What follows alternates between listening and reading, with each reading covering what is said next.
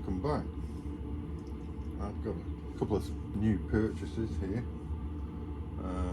First one is this set of Collets imperial. A remarkably low price, which is a bit weird. It's a full set, 13, 1/8 up to 7/8. And they only cost 37 quid, which is really cheap. The strange thing is that they quote the accuracy of total run out of 1.5 thou, which is ridiculous. I could do better than that in the lathe with a drill. I think what's going on is they've price structured the sale of these things. They obviously make thousands of sets of these. Normally they'll sell them at 75 quid, 100 quid. But there's a whole bunch of people who just won't pay that amount of money.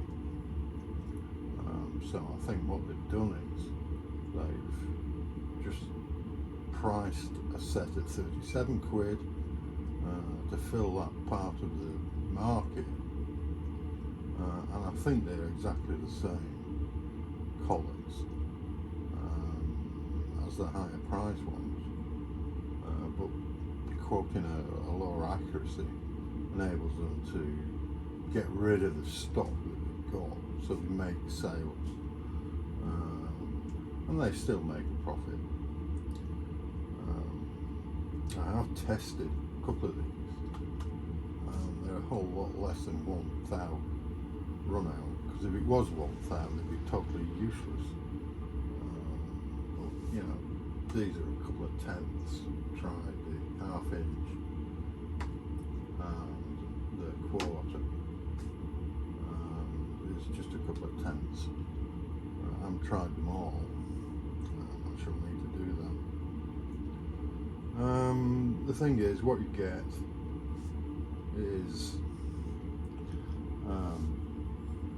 collet, but they're not finished particularly well, in as much as they've got burrs on them. They've not ground the edges, and these edges here are absolutely razor sharp, and I mean razor sharp. Cut tomatoes with that. So what you've got to do is take that off. I'm using a little hard India stone. Just rub the edges and take that burr off, just round it over, because you really will cut yourself handling these things if you don't do this.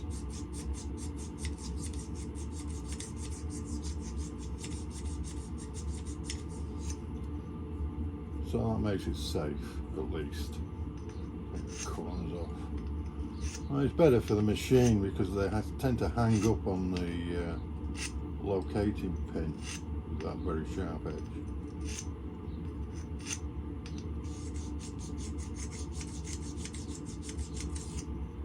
So that's all it needs. You can go over these as well, but these are not quite so accessible when you run your fingers up, so they're not so bad. If I think on, I'll put the link of where I got these.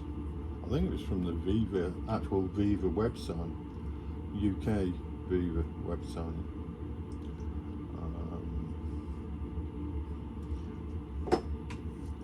Something else I got is this. It's just arrived this morning. What is it? I'll show you what it is. An engineer's level 10-inch version. I haven't really looked at it yet, so it seems to be okay.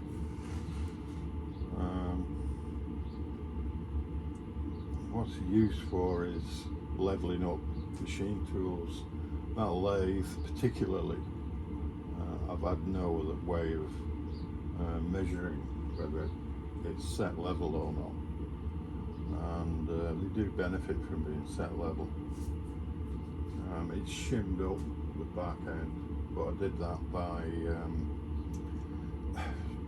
having a long bar, taking cuts at each end with it held in between centres, and that was just looking for twist mainly. But I don't know whether it's set accurately level. This will allow me to do that. Oh, something else in there. What else is in there? An Allen screw, of course. What's that? Piece of rubber. So, well, that's it. Is that aluminium? Or a magnet? Ha! It's aluminium. Great. Have to be careful with that then.